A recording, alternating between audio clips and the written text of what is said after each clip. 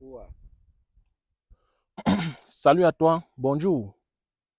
Je suis très content ce matin parce que je me retrouve dans la grande parcelle, la meilleure, la plus belle parcelle de bananes plantain au Cameroun.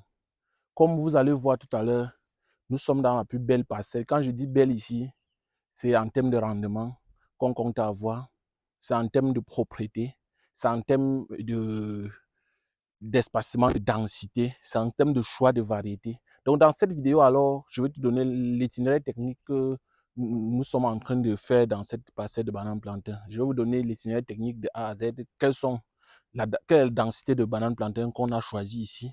Quelles sont les variétés qu'on a choisies? Comment on fait? On a quitté de l'abattage jusqu'à la mise en son, passant par l'entretien. C'est parti pour la vidéo. Salut à toi, bienvenue sur la chaîne. Je suis Romuald Ferroquin. Sur cette chaîne, je te parle d'agriculture, d'élevage et de l'entrepreneuriat dans le monde agricole. Ce matin, je suis dans cette parcelle de ce jeune qui s'est lancé dans la banane plantain. Il est en train de faire, comme vous êtes en train de voir, 7 hectares de bananes plantain et il compte avoir au moins 20 millions de chiffres d'affaires en termes de vente. Et comme vous voyez avec moi, je pense et j'ai la ferme conviction qu'il va atteindre ses objectifs. Donc, je vais vous donner quelques détails, comment ce jeune est en train de s'y prendre pour se lancer dans la banane plantain. Et après cela, on va faire une deuxième vidéo pour vous montrer les systèmes d'irrigation parce qu'on est arrivé ici, nos équipes sont là depuis hier pour l'installation du système d'irrigation. C'est déjà effectif, c'est déjà fini.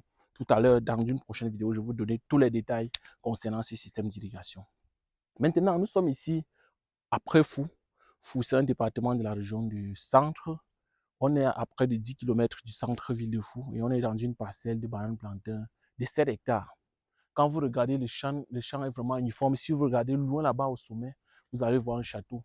C'est avec ce château qui compte arroser tous les arbres fruitiers parce qu'il faut noter que la banane plantain ici est associée à l'avocatier greffé, une culture que j'aime beaucoup, que je maîtrise beaucoup et que son rendement n'est plus à discuter.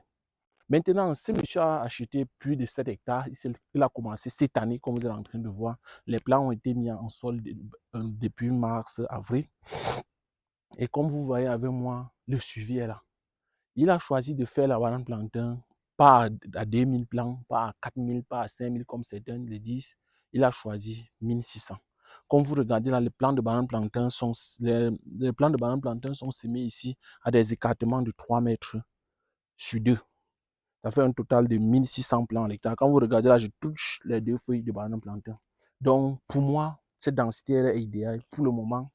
Parce que quand vous regardez là, il y a bien de l'ombrage, il y a bien le soleil touche les plants. Et quand vous regardez tous les bananes plantains, les bananes sont vraiment vigoureux. Et on voit que on est dans la vision de ce monsieur parce que lui, il préfère avoir un régime de plantain de 4000, 5000 que d'avoir 5 régimes de plantain de 1000 francs. Après l'achat du terrain, il a passé immédiatement à l'abattage et au tronçonnage. Parce que comme vous êtes en train de voir ici, on a abattu. Et c'est maintenant le moment où ceux qui veulent se lancer en 2024 sont en train de faire l'abattage. On a fait le défichage du sous-bois, on a fait l'abattage. Et après l'abattage, il est passé au brûlis. Après le brûlis, il a fait le nettoyage. Parce que quand vous regardez ici, vous constatez avec moi que ça, c'est des tas de bois. Quand on faisait le nettoyage, on a entassé les bois comme vous êtes en train de voir. Quand vous regardez, après ça, il est passé directement au planting. Quand vous regardez les plants de banane plantain ici, quand vous regardez, vous sentez qu'on a fait des trous. Vous voyez que ça donne déjà des petits rejetons parce que la trouaison a été effective, parce qu'on a fait des trous. Et quand il récolte, quand il nettoie son feuillage, il fait une sorte de paillage au niveau des plants. Donc, après la trouaison, il est passé directement. C'est sans engrais chimique, il faut le préciser. Ces plantains il n'a pas mis de produits phytosanitaires. Les gars sont là, les ouvriers sont bien payés. Ils sont là pour faire l'entretien, le suivi. Et tout est fait selon les règles de l'art. Quand vous regardez avec moi, vous constatez que la parcelle est là. La parcelle se comporte plutôt bien.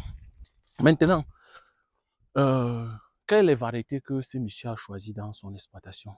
Ici, il a choisi des variétés les plus commercialisées et les plus aimées par les Bayamsam. La variété Bata et le Bikibanga.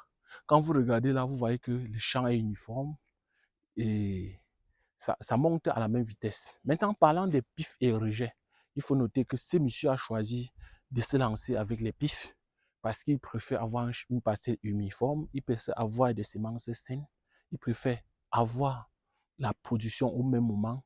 Parce que quand il a la production au même moment, il peut sortir, comme il a mis près de 7 hectares, ça veut dire qu'il a mis plus de 10 000 plants de bananes plantains dans cette parcelle. Ça veut dire qu'il peut vendre en vague de moins 1000 ou 2000 et, et vendre peut-être chaque 2 mois ou 3 mois. Par contre, alors que quand tu utilises les rejetons, la croissance n'est pas uniforme. Les champs, il y aura des rejets qui sont en train de grandir, d'autres qui sont pas en train de grandir. Maintenant, il y a un petit problème que je vais vous montrer tout à l'heure. Venez un peu voir. Ici, c'est les avocatiers greffés. Quand vous regardez ici, vous voyez qu'on a associé à cette partie des avocatiers greffés. Maintenant, il faut noter les erreurs qu'on a eues.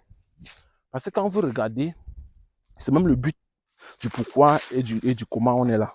Quand vous regardez, ce plan grandit plutôt bien. D'autres plans ne grandissent pas. Pourquoi? Parce qu'on a planté les avocats un peu plus en retard. Quand on monte un peu plus en haut,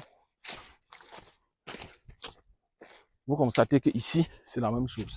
C'est pour ça qu'après la visite de notre confrère ingénieur agronome qui est arrivé, il a constaté qu'il fallait immédiatement passer à un système d'irrigation. Voilà la tuyauterie qui est en train d'être faite. Voilà les tuyaux qui sont un peu de partout au champ. Ça, c'est les tuyaux. Et ces tuyaux ont été utilisés pour l'irrigation. Donc, plus en haut, tout de suite même, je vais vous faire une petite vidéo sur le système d'irrigation pour que vous compreniez réellement comment on est en train de penser arroser cette parcelle pour avoir une très bonne rentabilité, pour ne pas dire une très bonne production.